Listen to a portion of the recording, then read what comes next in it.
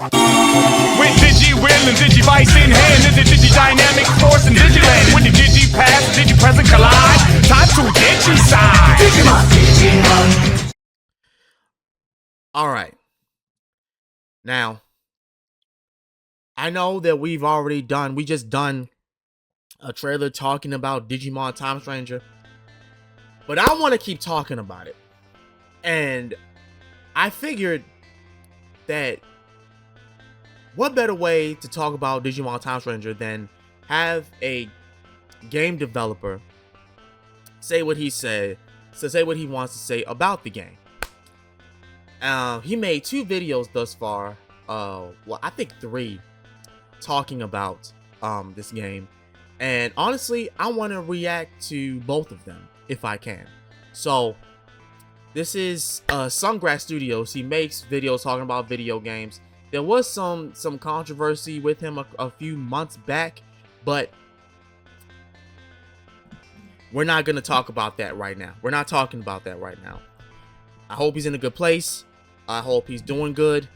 And I want to hear what he has to say. I really do. Because I honestly feel like what he's about to say plays true to a lot of people. And yeah. So without let me stop rambling. Let's go ahead and look at this. It's good to see you. I'm Jarrell. I develop games for a living. Today I'm going to discuss a topic that was requested by one of my viewers here at the channel. So this request comes from Jeff Barroso, who asks, could you please analyze the Digimon Time Strangers trailers? Now, I actually have not seen the Digimon Time Strangers trailers. This is my first time seeing these. This summer, I spent time outside of my office and I was doing ranch hand work and exploring the mountains and the old gold rush areas of California and hanging out at saloons, meeting strangers and tuning saloon pianos and just going on adventures and meeting people and making friends. So I actually missed out on this stuff. I'm catching up now. So in today's video, we will take a look at 2 trailers, the announcement and some about the gameplay, and then we'll just look at a few scenes from a longer gameplay video. So we'll discuss some things. The game is beautiful, by the way. I just want to say this right now. The game is beautiful. The game's actually beautiful. It's big. The Digimon are scattered everywhere like I wanted. It's beautiful. It's honestly beautiful. And yes, I will be playing an English sub. I know people are gonna want to enjoy the dub. I prefer the English sub. I'm used to the English sub because I played Cyber Sleuth. So I don't know. Sue me. Sharing my thoughts and analysis on this, not just as a game, but from a technical standpoint, the visuals, and of course we're going to compare it to Pokemon a bit because they are both monster catching, monster raising, and battling games. Right. And they occupy very different spaces.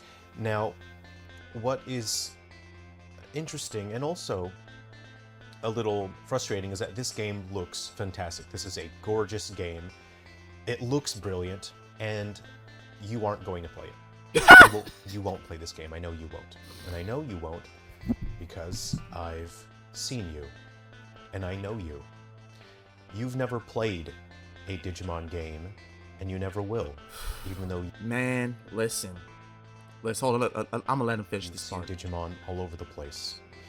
You will continue to complain about how Pokemon games are all the same, and how the graphics are bad, and the gameplay is simple, and the story is bad, even though Digimon is right there. It's right within your grasp.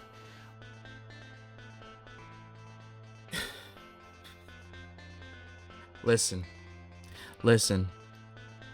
Before I had played Cyber Sleuth, and the sad thing is, a friend of mine named Tay, Levante, and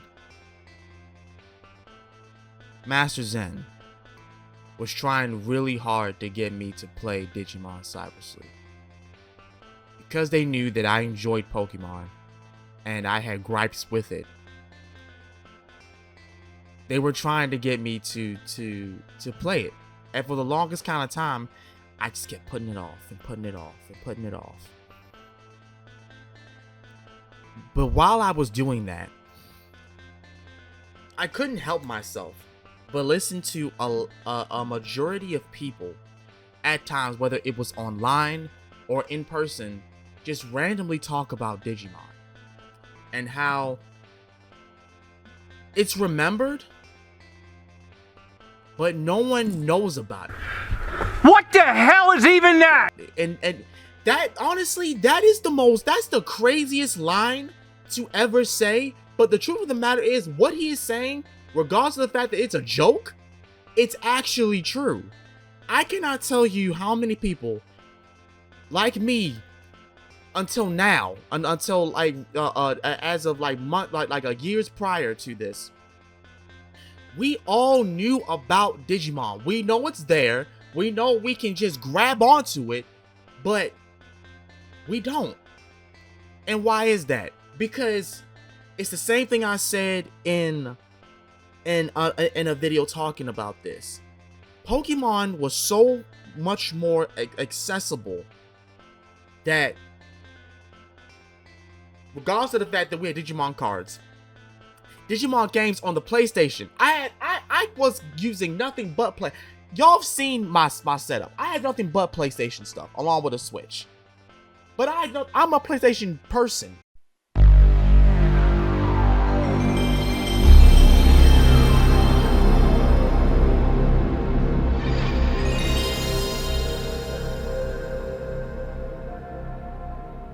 And I had yet to even play Digimon World 2, 3, the card game, which is apparently surprisingly good, right? Never played Digimon World 4, regardless of the people saying it sucks. Never really played Rumble Arena, never really played any of these games. Because I had it in my mind that, Digimon is just, it was like Monster Rancher. It was like just sitting there, but no one's doing nothing with it. They've been doing things with Digimon this entire time, but same thing. Since Pokemon was there, we just had our minds look at that. Even though we complain about it, and we make videos griping about a lot of the things that, really just doesn't make sense to us. And yet there's Digimon, where regardless of what anybody says, it's actually giving what we all want. Better story, complex characters,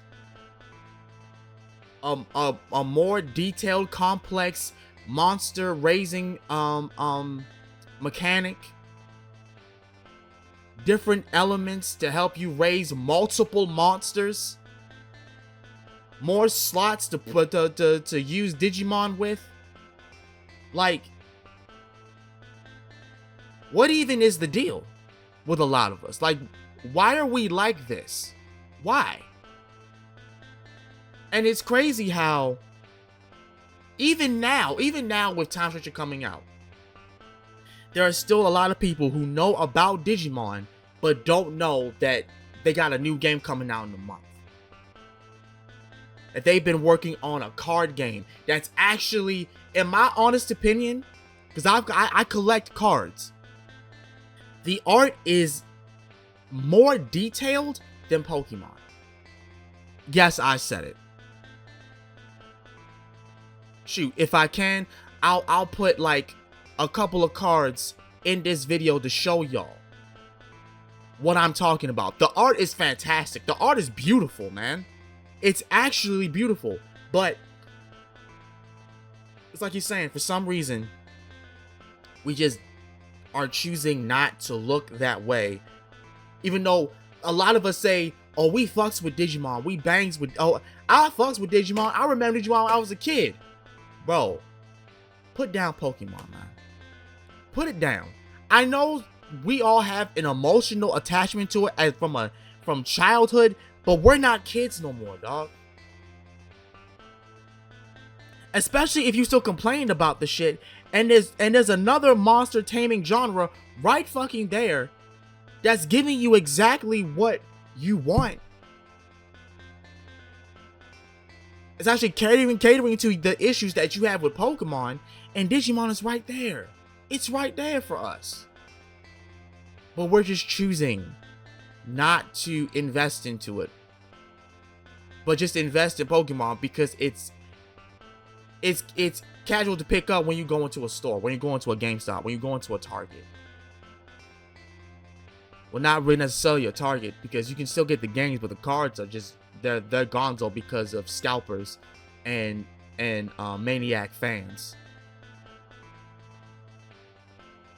We gotta do better. We always gotta do better. I'm sorry for the rambling, but the truth is, I had to speak on this because the truth is, he is right. He is actually right about everything that he's saying.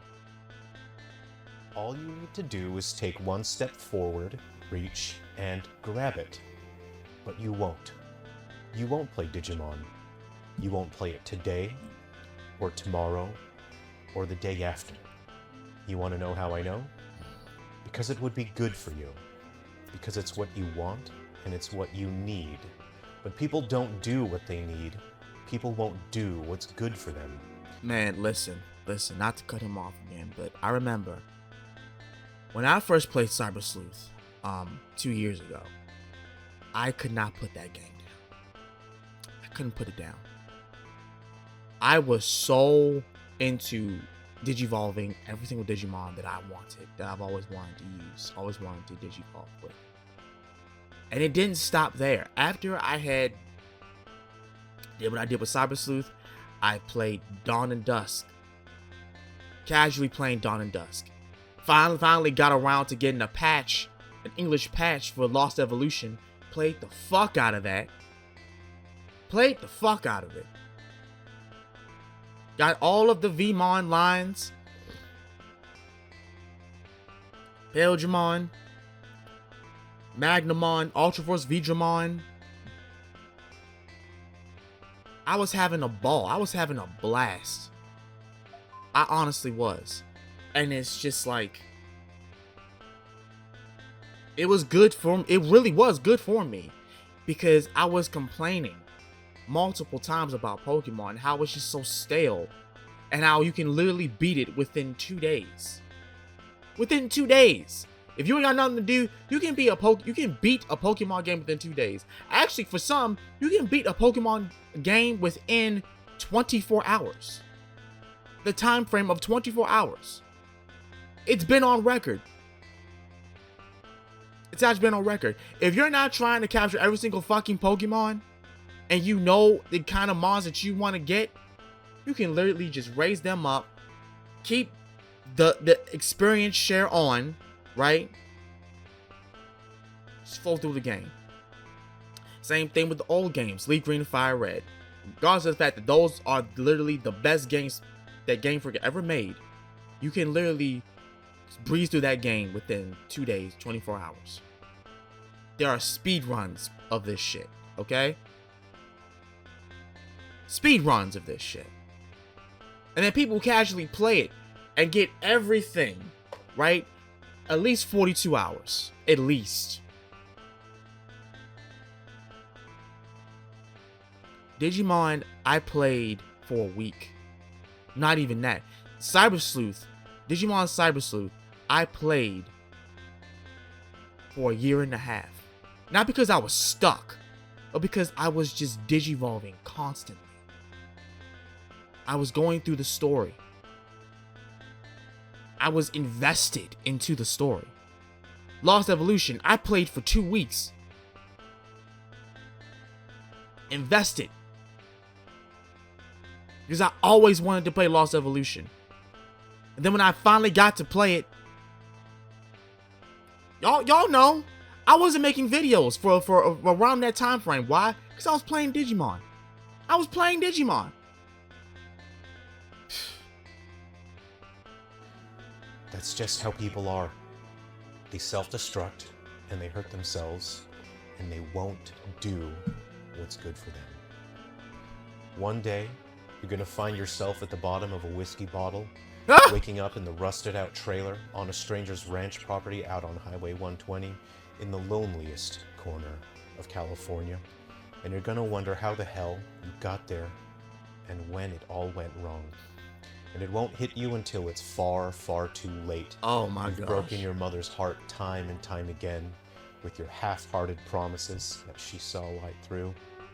You let your father down because you were not there when he needed you, when you left him all alone on that fishing trip, and you didn't show up without even saying a word. And you want to know why? Because you were too busy playing Pokemon. Because you were playing Scarlet and Violet and trying to get every single Pokemon. And what do you get to show for it? This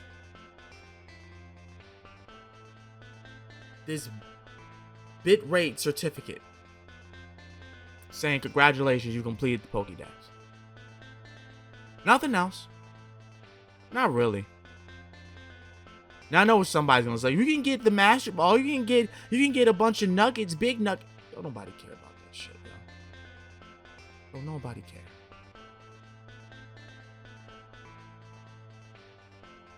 At all. I don't know if I've said this though, but when I beat Scarlet and Violet, y'all notice how I just ended the stream with that? Beating the Elite Four.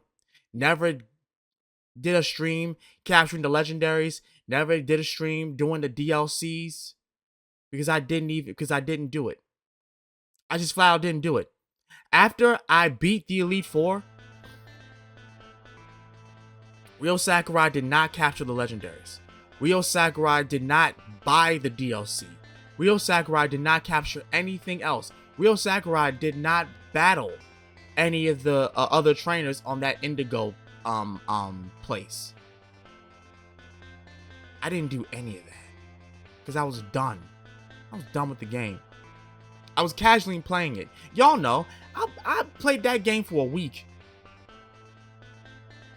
on my off days. Played it for a week.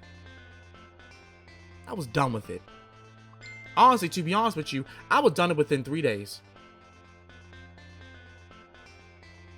Realistically, I was done.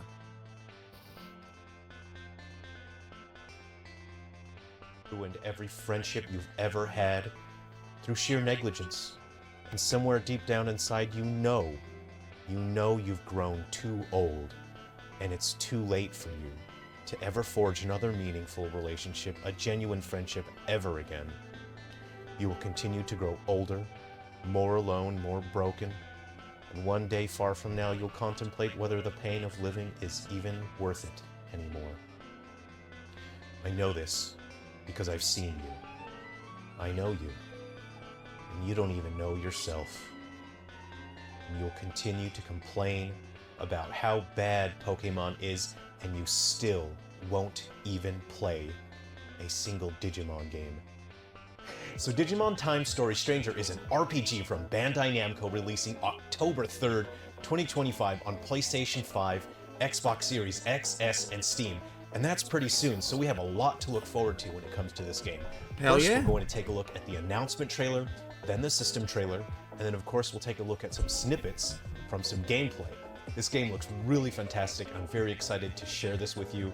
I'm very much looking forward to this game. So again, a huge thanks to Jeff Barroso, who asked me to take a look at Digimon Story Stranger. This looks really great. Okay, let's get started on that trailer.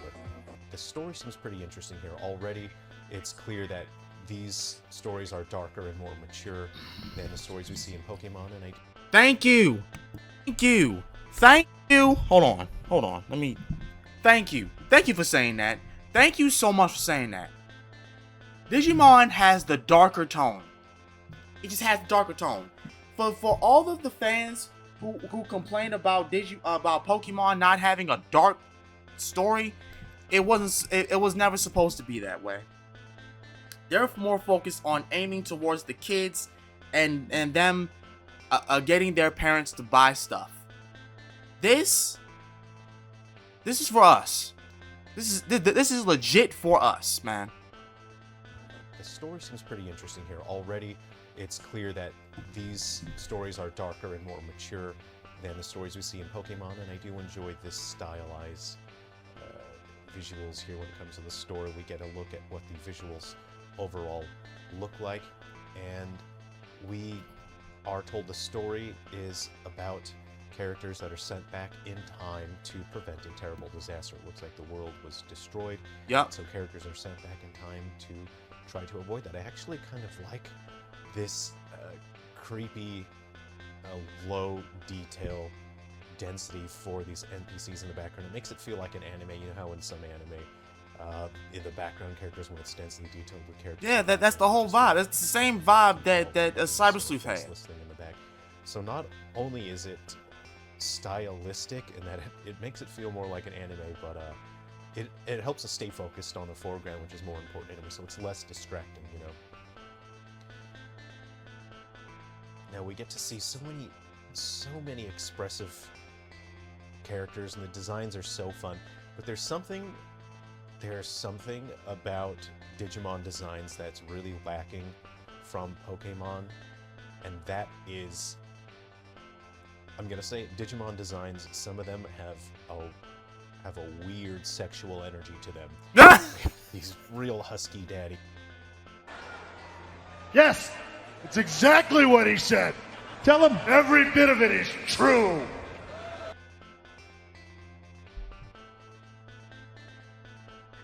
Well, I will say it again. Digimon is for us. It is not really designed for just children to admire from. If you look at Digimon like Anjouamon and Lady Devimon, along with Digimon look like this, you will know that it is not really just for kids, bro. It has a much more mature tone. He's here. Probably a little bit too much sexual energy, and then they're not wearing clothes, so they rock out with their socks out, is all I'm gonna say. And that is one of the biggest differences, is that these designs just feel more mature. They're harsher and a little bit scary, and they're interesting. I really like Digimon designs.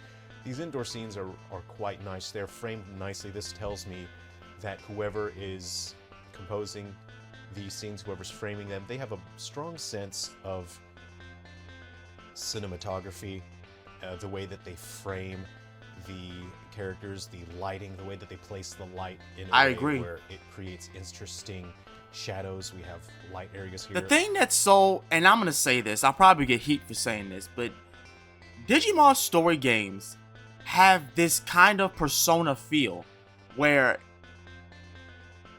the tone of the color and the atmosphere of a lot of these scenes and locations do give off that it's like a cousin to Persona games.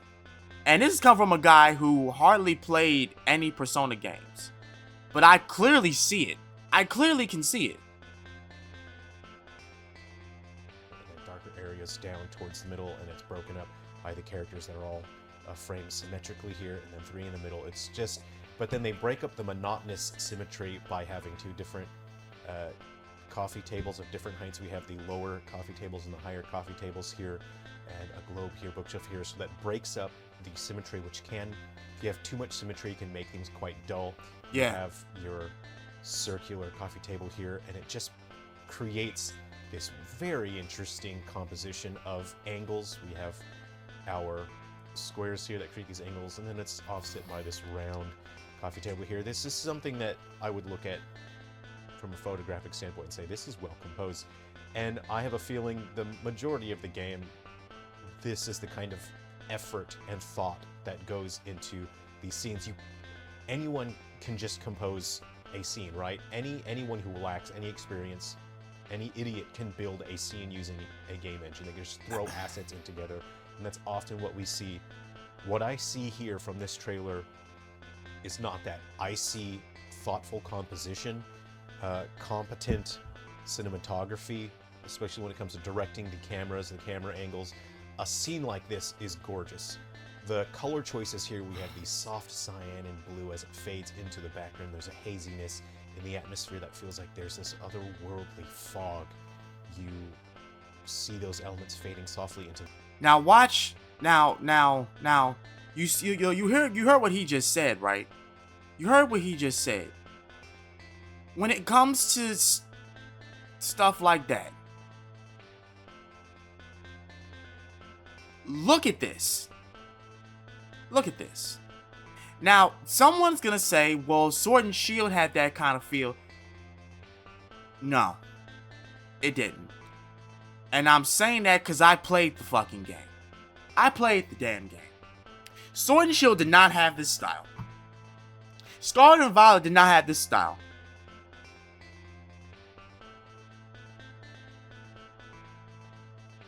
Scarlet and Violet had weather patterns that honestly were just all over the place. And it didn't make sense. Not really. And I know probably in some of those streams, I was talking about how beautiful the scenery was and all this, that, and third. That was me being nice. That was actually just me being nice.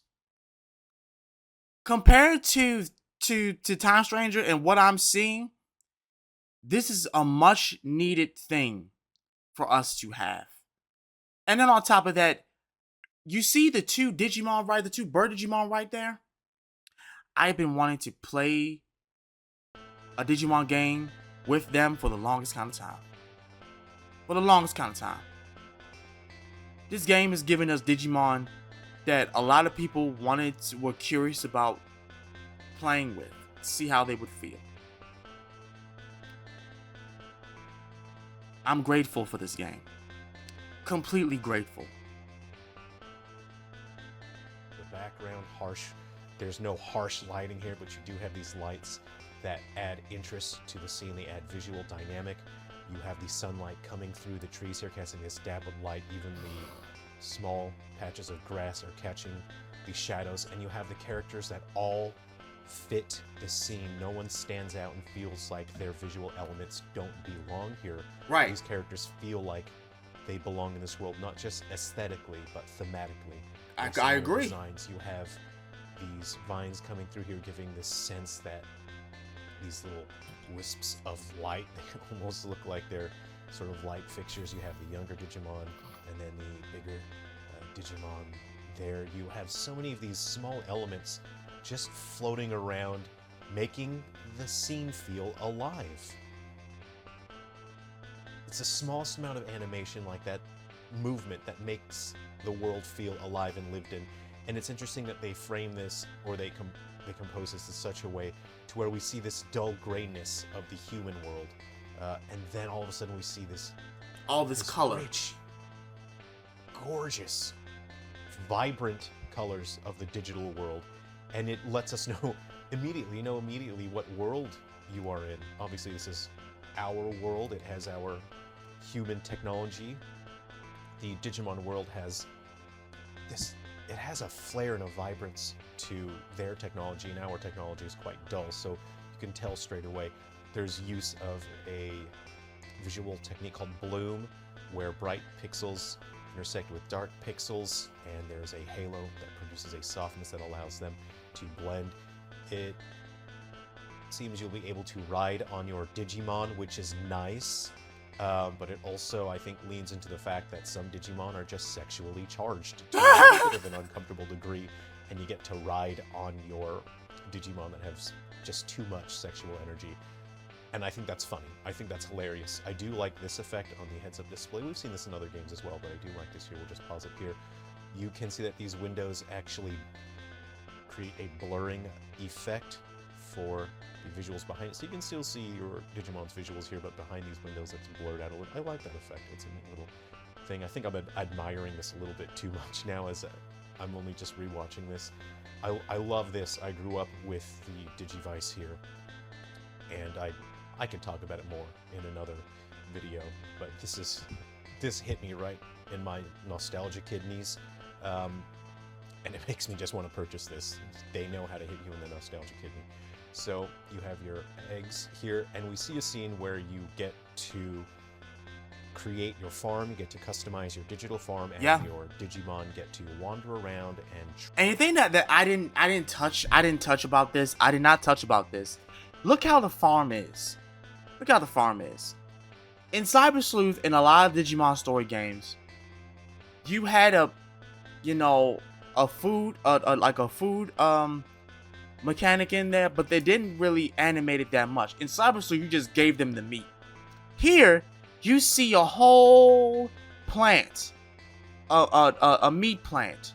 For if anyone knows about Digimon, you know in the digital world you can just grow meat, digital meat, Digimeat. You can literally grow it and put it in the farm, so that way when they're hungry they can just eat from that. They actually made sure that we were not like going out of our way to feed our Digimon. Our Digimon can feed themselves. Amen. And whatever else, maybe like vitamins, different things of that nature, we can feed the Digimon ourselves without having to worry about it. But as far as the eating, that's just taken care of. It's taken care of. I love that. train while you're doing other things. You can see this cool little galactic sky. It looks like there's some meat cooking here. Something that always kind of gives me dread in Pokemon games is when I see characters in Pokemon eating meat. Where do they get the meat from? What Pokemon am I eating? I don't know if that's the same situation with Digimon. I don't know if we... It's not. They get like in Digimon. In Digimon, you can literally grow the meat. So like, yeah. Do we eat other Digimon, or what's the situation here? I do like this stylized artwork again. The camera work, it's so expressive. The color choices. I love it. It's the artists that are working on this absolutely understand. Yes. They did a phenomenal job. Dynamic, and how to use light and dark to create a visually interesting scene. I just love this sort of 60s cubism look to this. You get to ride on your Digimon here, just quick cuts. This is a well put together trailer. This is quite exciting. I think not a lot of people have actually seen this. Of course, I'll put links to all the trailers here. So there isn't that much left to see in this trailer. Let's go ahead and hop over to the next trailer, which will be taking a look at the system.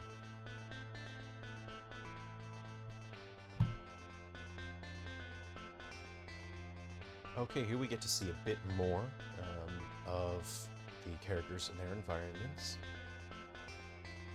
These Hold on, we're gonna see. These are so expressive. We're gonna see this. This is basically the perfect series. It's the perfect game. It's got everything you want. It's got visuals that are coherent. And now we can hold on, because I wanted to get to this part. Look at Meramon. Look at how they did Meramon.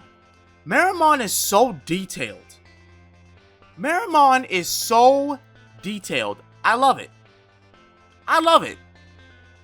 You see the fire all around him. He looks like how he was in Digimon Adventure. Digimon Adventure 1. I love that. I completely love that. In line with modern expectations when it comes to using modern technology to its fullest to create an expressive and frankly beautiful environment. This game looks beautiful, I will say that. This guy has way too much sexual energy. He's got big rippling muscles. Rock out with your sock out, man. There's no need for pants here for Firemon. No, I know it's Miramon. I know. I'm acting like I'm somebody's uncle, pretending to not know what a Digimon is. There's too much sexual energy. This is so much. What is going on here? I'm sorry, it's my first time seeing that guy. I'm just getting it's like a little bit of a shock here, I suppose. I'm a little bit conservative when it comes to that kind of thing. See, some of these guys. Now, see, look, hold on. You see how this is? Shock here, I suppose. I'm a little bit conservative when it comes to that kind of thing. Like, I I'm loving this too. So there's the base Digimon. D-Digivolution right there. I can unlock 4 other D-Digivolutions, and there are 1, 2, 3, 4, 5, 6 different Digimon that I can evolve Monodramon into. This is what I was talking about, and he made a video talking about this. Actually, you know what? Let's go ahead and go into that, because I want to hear what he has to say about that. I honestly want to hear what he has to say. Hey, good to see you. Thanks for joining me. I'm Jarrell. Today I want to talk about the appeal and basically the magic of branched evolutions when it comes to monster raising, monster battling games. Please. Specifically, I want to talk about Digimon. We'll look a little bit at Pokemon and their branched evolutions and sort of compare them and see how these franchises handle them differently. But really, I basically just want to talk about something I really like, and I think you guys are into this. And listen, the only reason why I'm reacting to this video along with the other videos, because what he is saying is the truth. What he's about to say about the Digimon line is the truth. Okay? Of these franchises as well. So I grew up with Digimon, and I was absolutely on the playground with my friends, and then during break we would battle as much as we could. And then sometimes someone's Digimon would die during recess, and it would be a bummer because then it meant there's one. That should have been me. That honestly should have been my life, but canonically, it was Pokemon. It was Pokemon that I was doing that shit with. And even then, I didn't even have that many friends that I was doing that with. It was like one or two. Because outside of that, people were trying to steal other people's Pokemon. And it's just like, can't really associate with these people. So like, couldn't even do that. Could not even do that. I wish I was in the era where like I had those V-Pets, those V-Pet things, and I knew a dude that had another V-Pet and we could battle. Like I would have loved that immensely. I really would have.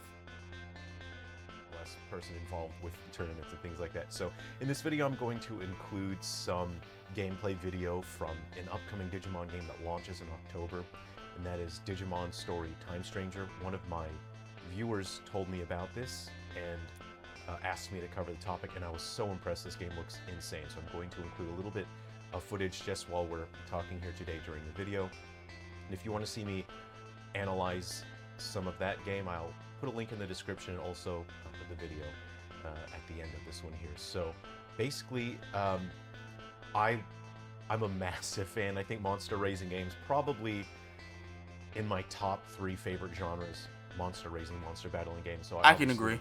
Just when I was younger, I don't want to make it seem like I'm obsessed these days, but I can say it. I'm honestly obsessed. I'm honestly am. Like, outside of Monster Hunter, which is another thing that Master Zen is still trying to get me to play. I've played Pokemon. I'm playing Digimon. I've played Monster Rancher. Hell, I've played Nexomon. Somebody told me about Cassette Beast. Haven't played that yet. Shoot, I've played Yu-Gi-Oh. I've played a lot of the raising type of games, monster raising. Like I'll play that all the time and not even get bored. I will spend my whole day doing that shit, my whole day, and be honestly complacent with life. That's just me, you know. I kind of am, but when I was younger, I was absolutely obsessed with monster raising things. Any game that had it, Pokemon, Digimon, Monster Rancher, anything that had it, anything with monsters, I just want to raise it. He said Monster Rancher. This is a man of culture. He just mentioned Monster Rancher. This is a man of culture. Make them fight each other. A man of culture. So I grew up with all that stuff. And I've been trying to make games since I was a kid. I always knew when I was young, this is what I want to do for a living. I have to make games for a living. And when I was a teenager, it was the summer of 2003, I started making my own monster racing game and monster battling game, and I actually did complete that, and then I actually put it on CDs and sold it at school. So that was my actual first game when I was a kid, called Monster Pickle. I could probably, if you guys are interested in that, I could dig that up and probably find a way to make it playable, so you can try it if you're interested. Let me know in the comments.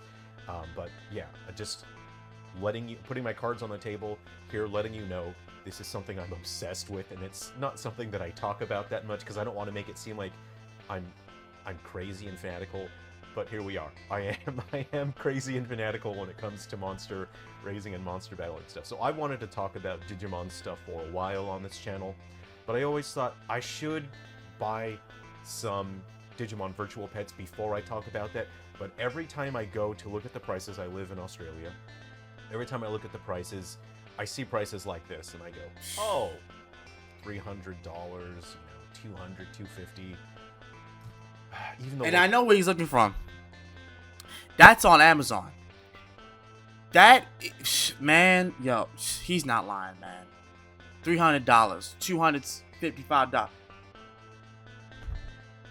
I'd be lying if I didn't agree. I'd be lying if I did not agree with him. Like, this is overly expensive. Overly expensive. Price ones, sometimes you see some at 100, and I think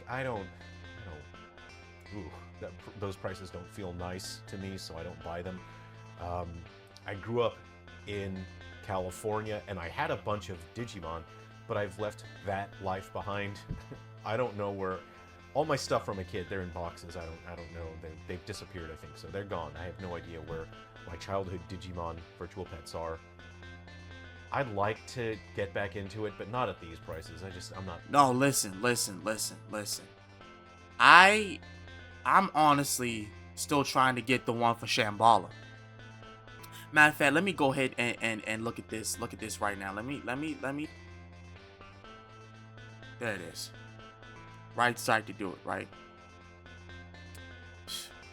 For pre-order. Still available for pre-order. Right? But altogether is 100 something. But I just want one. So that would be right now currently $70. And this is for the upcoming one. And I want to get those. Why? Because my God, I want another one. I have one, right? But I've been wanting to get another one of these, and one that had a Vidramon, but I don't know. I gotta make a decision and figure out which one I want first. But it's leaning towards getting this. You know? But yeah, let's continue. I'm not feeling it. So, basically the appeal and the magic of branched evolutions is that it is your responsibility to take care of this creature Completely. And it is the end result of your actions. Right. How well you take care of this creature affects the end outcome. If you take He's right. He's fully right. This one is wearing pants. He's right. Y'all, for some of you who are subscribed to me, y'all know that when I first played Digimon World 1, y'all saw me stream Digimon World 1, I was playing the shit like how I was playing Pokemon. And that was the wrong way to do it, because I ended up getting Numemon. It kept shitting everywhere we walked. Well, actually, not Numemon. Before that, I had the Agumon. I had the Gabumon, but it kept shitting everywhere we walked. I was training it, taking it to the training area, doing that, having a battle. It died 3 times. I lost the 3 hearts, and then it just ultimately died. Tried it again, did the same thing, and then got Numemon, and Numemon went around eating the shit. And I'm just like, yo, what am I doing wrong? Then of course Master Zen chimes in and says, you can't be playing this like how you've played Pokemon. Digimon doesn't work like that. Everything you do affects this Digimon. So you can't just walk around casually and just breeze through shit. You have to honestly focus on what you want out of this Digimon and how you want to raise it. that shit still blows my mind. Even now. Even when playing freaking Cyber Sleuth. And me finally understanding, oh, I have to increase its AB. Its AP. I had to get the AP up. God, that was strenuous. But yeah, let's continue. Good care of this creature, it will turn into a better creature. If you take bad care of it, it turns into a weak, bad creature. So let's go ahead and look. I've always wanted Betamon. This guy's so cool. Look at him. He's green. He's got the orange mohawk. And I always tried to get him. Sometimes I would accidentally take too good of care, and then I would get Agumon. It's like, damn. See, I don't have a problem with Agumon, but this guy, look at him. He's so cool. I was always trying to get him. So yeah, Betamon's dope. Agumon. It looks like, you know, there are branches here, and you can only get, you know, Greymon and whatnot. You can see that if you take bad care of these fellas, you end up getting Numemon. Yeah. This guy sort of. That's what happened to me. Ugh, he sucks and he shoots poop out Happened of to his me mouth. in the V-Pit I had tried too. To get him because he shoots poop out of his mouth. So that's why Kid Me was always trying to get the monster that shoots poop out of his mouth, which I think is very funny. And you know, they branched out the way that you took care of these. They could turn into more than one guy. There wasn't just one set path that they turn into. They could turn into a bunch of different stuff. So I want to discuss the appeal of that on two different aspects. And that is, the first time going in, you don't know what you're going to get. You don't know anything about these branched evolutions. Look at Pootiemon. So the first few times you play and you're not looking into it, you're not looking into strategy guides, it feels like they could turn into any number of cool creatures. And so there's a reward to keep playing because you could potentially just keep getting more and more different creatures. That's the appeal of it. That's the exciting part. After that, when you get into the metagame of it, and if you use strategy guides, and when you are trying to achieve a certain outcome, then there is a different appeal and there is a different challenge. And now you are following a specific strategy and you are trying to obtain a certain outcome. And that has its own appeal. That's also fun and exciting. And with these virtual pets, it's a challenge because you have to pay attention to like these this. things. You have to be attentive when they beep and ask for your attention. When you are a kid, your challenge is school. You can't play with these things during school or the teacher will take them away. When you are an adult, you have different challenges. You probably have a marriage where your wife doesn't want you giving all your attention to a virtual pet. You have kids that actually need your attention, or they will end up really jacked up and messed up. Yeah. And the repercussions for taking bad care of your human child is way more serious than taking. So realistically, if you don't have shit to do, if you ain't got a wife, if you ain't got kids, this is how you spend your time. Exactly how. Don't do stuff like this and you know you have responsibilities. Take care of your responsibilities first, and then look at this shit. Of a virtual pet. You can reset a virtual pet. If you try to reset a human child, it gets problematic. So true. You have a job. You have to file your taxes. You know, you have to restore your dad's '57 Chevy. And you can't just abandon these things. That it's so exciting, feeling like there could be more, and then after a while you eventually find the limit of okay, these are all the creatures, and then they launch a new one, and the process starts all over again. Once it starts to feel stale, you discover, oh, there's a new series. There's a new series, and what creatures are in this one now? And then the process starts all over again. And so this has been the appeal with Digimon, is a new series is rolled out, and then there are always new creatures Digimon. There's always new Digimon to obtain, and it's cool, it's fun. Honestly, I think this whole year, they have introduced and revealed at least 30 or 40 different new Digimon now, thanks to the new webcomic Digimon Liberator and this V-Pet that's debuting a new digital world, Shambhala. there are so many Digimon now. And they were already at 1,000. They were already at 1,000 when it came to Digimon. They were already at 1,000 digital creatures. Different ones at that. And so, with Digimon, honestly, there is no limit. There really is no limit. If you want to go this route with your Digimon, you can. If you want to revert back and go a different route, you can. If you want to take a fully evolved Digimon, fuse that with another fully evolved Digimon to get one, you can do that. The sky is the limit with Digimon. There honestly is no real right or wrong if you look at it in a different way. There's no real right or wrong to go with Digimon, because they have multiple ways to go about it. And then at the same time, make your Digimon even stronger after that. So it's like, compared to Pokemon, there is no comparison. And still to this day, I have no idea why we were doing that shit, because now it really legit makes no sense. It makes no sense. Why are we comparing a digital creature that can go beyond Mega, fuse with another Mega to go even further, compared to a 2-stage Digimon that can reach a Mega level for 3 turns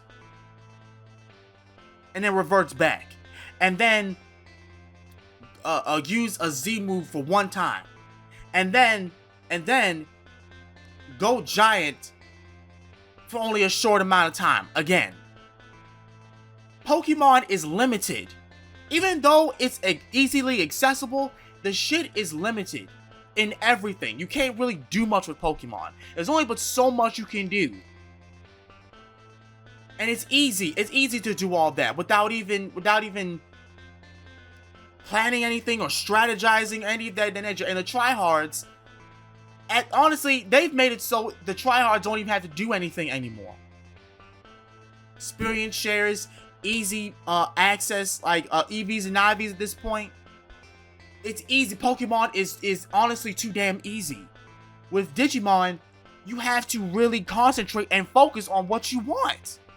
You have to really do it. Whether it be video games, the V-Pets, hell, at this point, even the cards. You have to really look at what you have to literally pay attention. Digimon is looking for us to actually pay attention, because it's nothing but detailed information. And that's what I got from Digimon now. That's what I'm understanding with Digimon. It's a journey. It's a detailed journey where you can't just sit and just, I mean, you can still sit and relax, but you actually have to pay attention to what you're doing. Because if you don't, you're going to fuck it up. You're going to fuck up. With Pokemon, they handle this topic quite differently. And it's much more limited, and it's not... There are some situations where... I didn't pre-watch this. I did not pre-watch. This is the first time that I'm watching this, and he's saying the exact same thing that I just said. I'm right! I'm in the right! The exact same thing I just said. It's limited.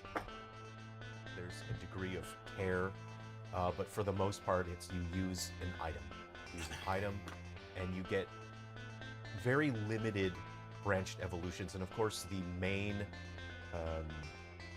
example we can look at for having many different outcomes is Eevee. Eevee can turn into a bunch of different forms and evolutions. So, you know, we have Oddish can turn to Vileplume or Bellossom, and in general, you see the stat comparison, it's generally a trade-off between special attack, physical, what have you.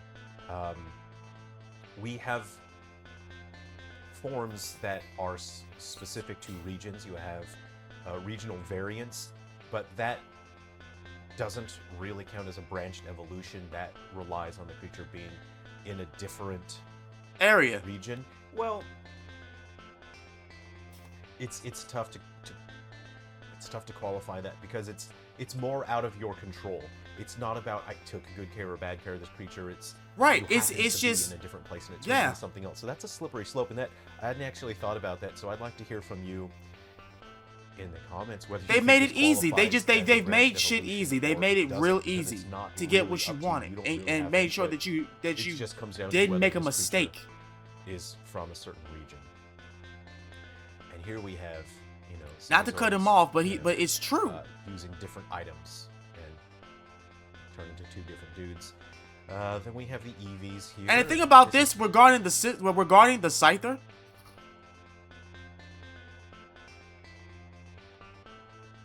for right now, this is only the thing that you can do worldwide in Pokemon games. This was only for one game. I want y'all to understand that. This was only for one game. You can only do this in one specific game. And now Legends Arceus. And the sad thing is, you have to go out of your way to get this item just to get that. And it's, I mean, look, it's an easy evolution. And you get it too late. You get it too late. If you really was trying to, the game, Pokemon has always been a game that was easy to pick up, limited, and at the same time made people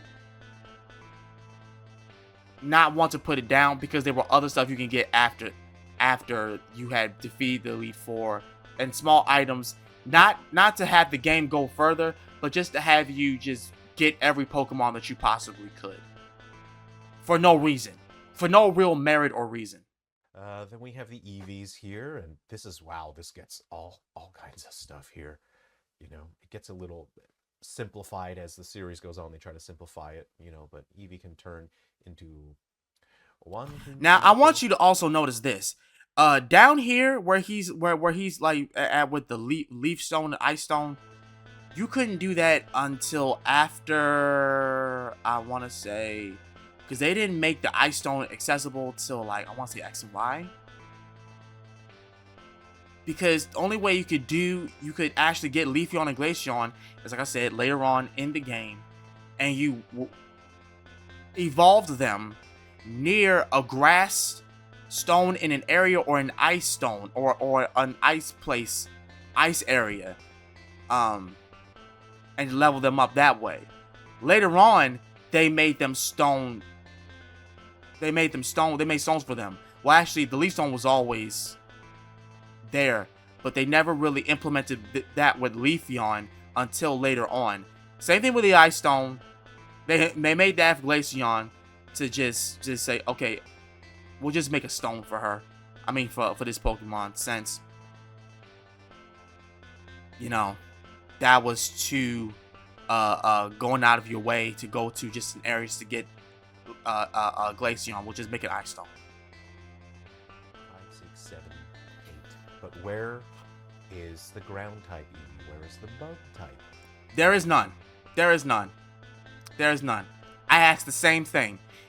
Eevee, regardless of how anybody feels, Eevee was a Pokemon that was commercialized to evolve into any element that the Pokemon world introduced. And it stops at Fairy. Why? Why? And I'm still not letting this go. Could have did one with ground. Could have did one with rock. Or whatever. You could have did one with flying. You had a design for a flying type Eevee. And you left it there on a desktop. Somebody's computer desktop at your office. Because the moment you saw somebody with a similar design online, you didn't want to do it, because at that point you would have to give that artist credit because they came up with it first, with the design first, because it was too close of design to y'all's. I'm sorry. I'm sorry. I'm not gonna let it go. I'm not gonna let it go because it's dumb as hell as to how limited Pokemon is. It's dumb. It's dumb. And then you made Pokemon fans actually think that only having these evolutions makes sense. It doesn't. It doesn't. You commercialize this Pokemon to be available for all evolutions, and it's not. Where's the dragon type Eevee? Come on, Game Freak. You can't leave it up to the fans to handle this. Anyway, we have Tai Rogue can turn into Bruce Lee, Jackie Chan, or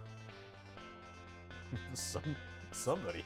I don't know who this is based on, but he's a pretty odd fellow. And then you have things that are, I'm gonna be honest, this is so dull. I had forgotten this is a branched evolution. I had totally and utterly forgotten what. Oh no, don't even get me started on this. Don't even get me started on this. This was my headache when I was playing Ruby and Sapphire back then, because it was a little guessing game as to whether or not you were going to get a Silcoon or a Cascoon. And notice how they don't really specify as to how you get it. It would just have to be the luck of the draw, I guess. Some people made stipulations saying, oh, if you use more poison attacks, you'll get a Cascoon. If you don't use poison attacks, you'll get a Silcoon. That has yet to be proven. I've yet to hear anybody say that is how you make sure you get a Silcoon or a Cascoon. It's literally just by a guessing game. And if you got the wrong evolution, you will literally have to go back and get a different Rumple, or reset the damn game to where you last saved and try to do it differently, see if you get a different result. I did not like that at all.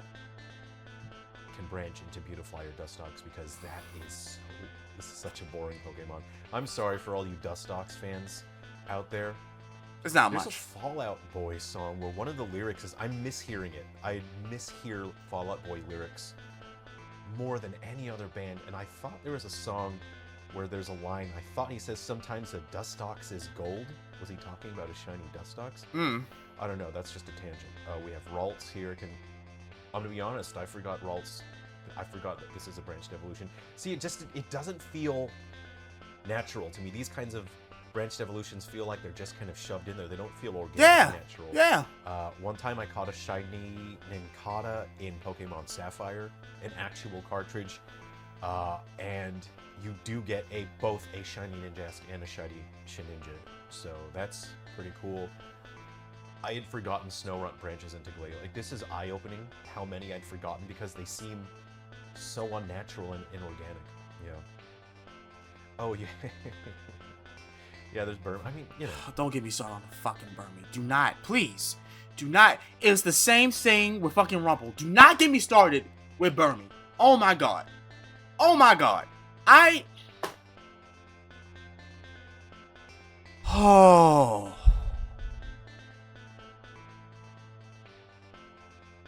Notice how it says with any cloak. With any cloak. Plant cloak, sandy cloak, trash cloak. Like. But as long as it's male, it can turn into Mothim regardless of any cloak. Back then, it wasn't like that. Back then, if it was female and it was around an area, a rocky area, grassy area, or whatever, you would get a Wormatum, right? But I was the guy that was trying to get the Mothim. Couldn't do it to save my life. Could not do it. After the third try, I gave up. After the third try, I gave up. Hell, even then, when I tried to catch one in the area it was supposed to be at, couldn't get a Burmy. Could not get a Burmy. Couldn't get one. Just could not get one. I was unlucky. I settled with the freaking Cricketune.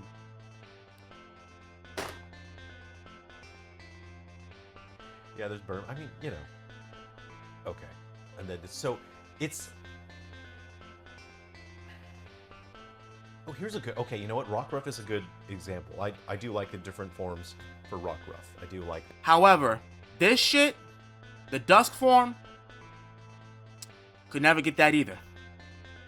I tried 2 times to get the Lycanroc that Ash had, right? Couldn't get that. Just couldn't get it. Just could not get it. Just couldn't get it. And the thing about it is, it's easy to get these 2. But you make it beyond difficult. You see how it says between 5 o'clock and 5:59 p.m. in Ultra Sun and Moon, right? And then it says something for Sword and Shield, 7 o'clock and 7:55 in real time. You have to literally time this. And then you have to make sure it has own tempo. So it's just like, why go through all of this? Why? For one evolution that doesn't even go to another evolution, why? That one's pretty cool. Then we have Toxel. Toxin turns into Toxtricity. Boy, Which is literally a different color. I haven't had enough coffee. So this does not count. No.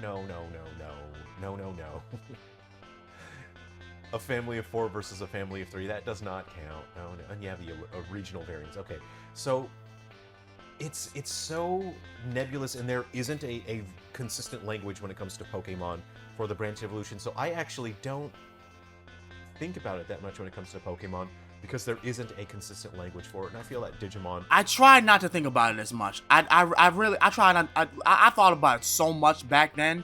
I really did. But it's just like... it's just looking back at it now, none of it was worth it. I know there's Pokemon fans that be watching my videos, but you say what you want.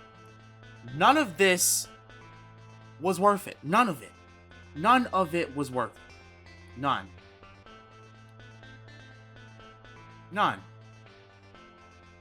For it. And I feel that Digimon, this is something that Digimon relies on for its appeal more so than Pokemon. For Pokemon, I don't really care about the branched evolutions. That's not part of the appeal for me. But for Digimon, absolutely. It's part of the core DNA of why I enjoy this franchise. Here's a color version. We'll just zoom in on this bad boy.